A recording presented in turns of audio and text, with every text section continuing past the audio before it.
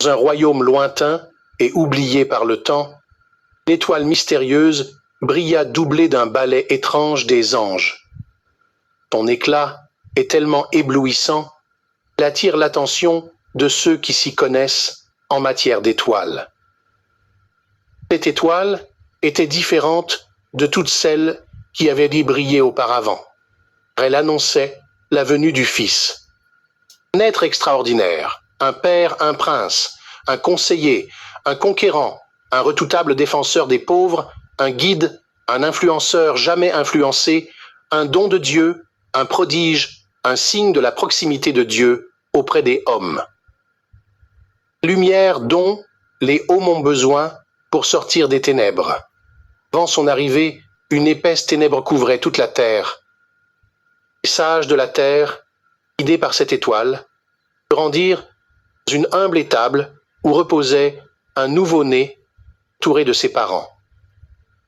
L'atmosphère autour de cet enfant était chargée d'une paix indescriptible.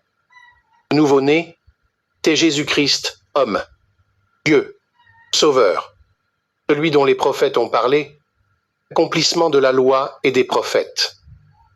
Diable, ange déchu, irrita Hérode, roi d'alors, pour tuer l'enfant. Ces tentatives n'ont abouti à rien. Pourquoi Hérode a échoué? Ce que nul ne peut détourner le projet de Dieu sur une personne.